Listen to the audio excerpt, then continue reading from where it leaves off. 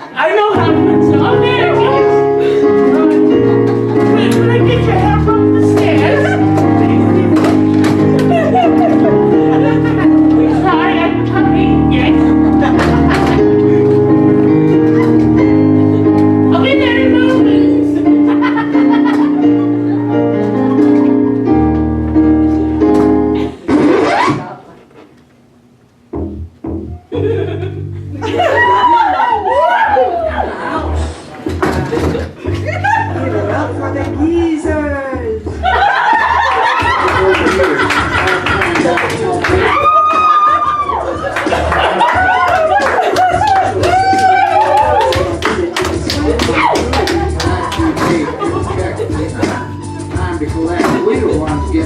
I can do the best running man, see?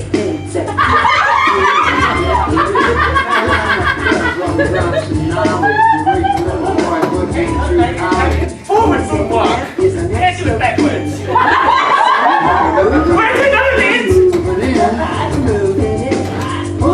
I did show you what my difference is. Okay. No arguing. Pull out the couch because we're moving in. Are you ready?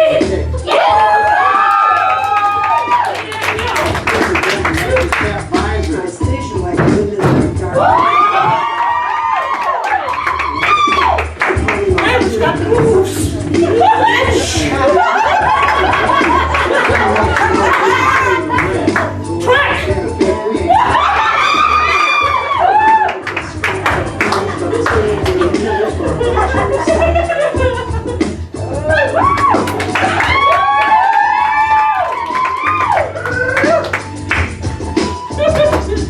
Whoever said grandma wasn't with it probably has a grandma who has dementia.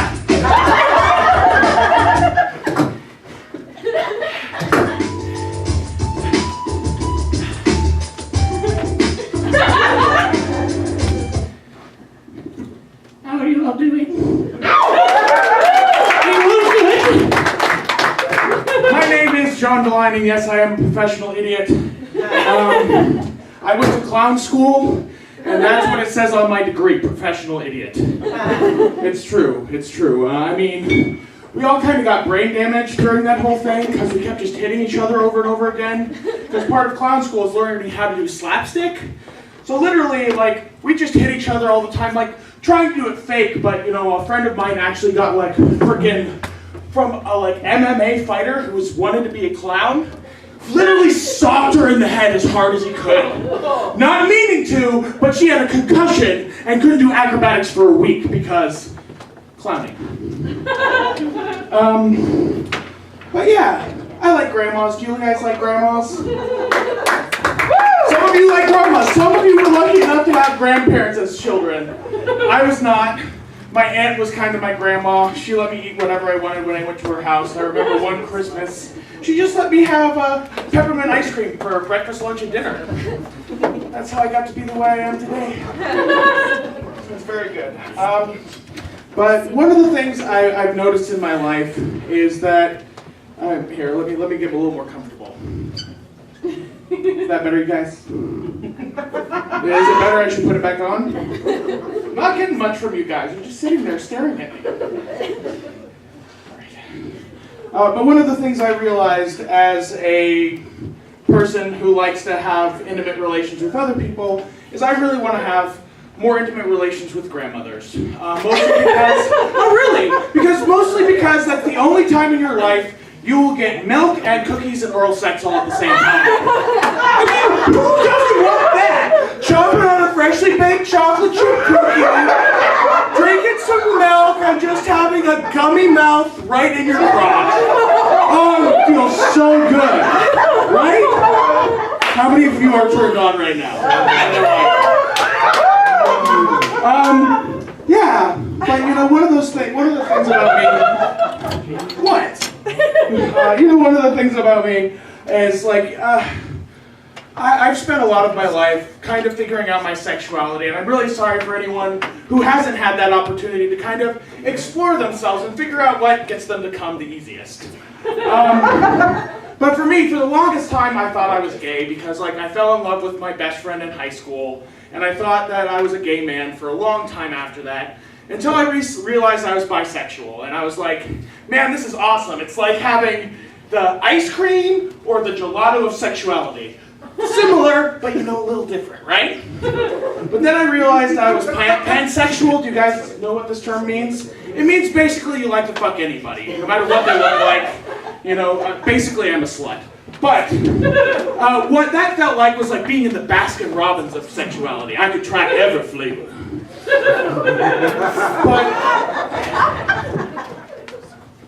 But more recently, I probably should make sure my legs are closed. But more recently, I found out that I'm a dairy sexual. I just like to fuck cheese. Nacho cheese. Getting spicy in the bedroom. That's one of my favorites, because fucking nacho cheese is just ridiculous in my head. It would probably just leave, it would just leave a plastic thing on my cock and I'd have to peel it off. It just sounds, exactly, it sounds disgusting. This was actually a PSA for you guys, don't fuck cheese. But yeah, so as I've said, I explored a lot of my sexuality, and one of the things I realized in my life is that when you hang around enough gay people, you are going to see someone getting a blowjob. No matter what. No matter what, you're going to see someone getting a blowjob from someone else. Usually man, but sometimes, you never know. I remember this one time I was at my friend's Norm's house, and he held a celebration on his birthday to celebrate both his birthday and the year that he moved to San Francisco. And I went there to do my strongman stuff, because yes, I am a strongman. I have the tattoo to prove it. But I went there to do my acts, and I was like, okay, I'm done. I need to get to another show. So I went into his bedroom to get all of my change and get all my props, and I walked in, and there was the contortionist sucking the cock of the guitar player. And I just closed the door. I'm like, oh my god, what did I do? I don't know how to handle this. But luckily for me, in my self-exploration, I would realize what I would say in that situation. I'd open up the door and say, hey, can I join in? Done. Done. Would anyone else want to say that? Raise your hands. One? Aw, that's so sad. Come on, you guys. It would be a lot of fun, I promise.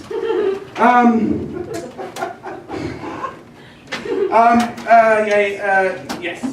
I'm gonna go change from gay stuff to kinky stuff. Because there's really a thin line between that. But have you guys ever heard of the Folsom Street Fair before? Mm-hmm. Yeah, please give a lot of round of applause. It is an amazing festival that happens in San Francisco. It is a kink festival, but you should be prepared because you will see circle jerks probably every block. It's just the way it goes. Lots of leather daddies just grabbing on each other. They don't hold hands at Folsom Street Fair. They just hold genitalia.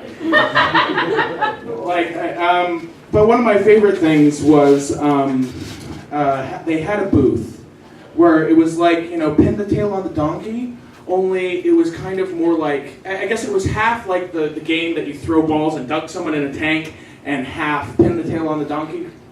It was kind of like you just threw paddles at someone's ass in this giant target. It was a lot of fun. It was a lot of fun, just like how fun your phone is. Hi. How are you? I'm doing great. I just felt like I wasn't giving you enough attention. This is perfect. Okay, I'll do the rest of my set here for you guys. Where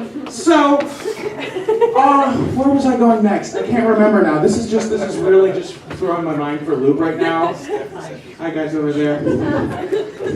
All right, thank you.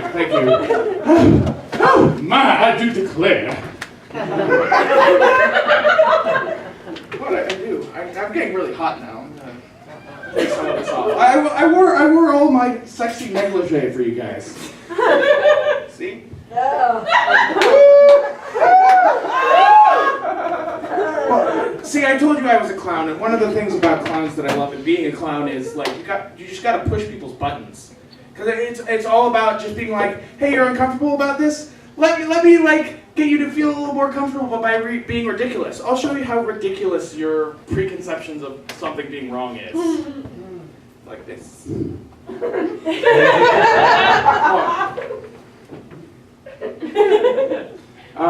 Great legs. Oh, thank you. I work really hard on them. Well, it's true. I actually am an acrobat and a partner acrobat. I lift people over my head. I have people stand on me all the time. I'm kind of like, I don't know. I'm the bass. Literally. Literally, I am. That's what people call me. They're just always walking on me, making me feel really, really heavy. Well, that's just this is making me feel heavy. But I love this. This is where all my comedy comes from. Like, I made a belly dancing act a couple of years ago. I got the idea while I was in Cambodia, which was awesome because I fake married a Cambodian man for a show out there. It was probably one of my favorite things ever. Like, it was so much fun because like I was emceeing, me and my clown partner were emceeing half of the stages, and one of the Khmer entertainers was emceeing everything else, and we would come together, and it was like trying to have a wedding in 2 different languages. I felt so exotic and cared for. And man, let me tell you, that honeymoon was hot.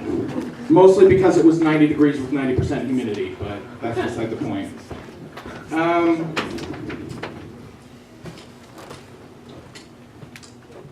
Trying to remember what I was going to say next. Oh, well, I was going to do a whole bunch more. Oh, that's right. I forgot my straitjacket. That's what I was going to do now. But I'm trying to think. Hold on, I need to take off my wig. Excuse me. I do burlesque. Some of you don't really look that surprised. It's true. I do a lot of burlesque. I'm kind of doing it right now. If you haven't noticed, every time I'm taking off another layer, maybe eventually I'll just be completely naked on stage. I don't know if I can be in this performance venue, but I mean, I've been thinking I should become a male stripper. Thank you. I mean, if Chris Farley can do it, anyone can. That's how I feel. I mean, I got the shape, especially because I was at the Stag the other night. I don't know how many of you know what that is, but it's a strip club, a gay strip club in Portland. But I mean, gay men love me. Like, I think that's one of the reasons I thought I was gay for so long, because I would just like go to a gay bar with my friends and they'd just be like, so many people are hitting on me, this feels nice, until they wouldn't stop. So, ladies and gentlemen, I understand your pain. Men are dogs.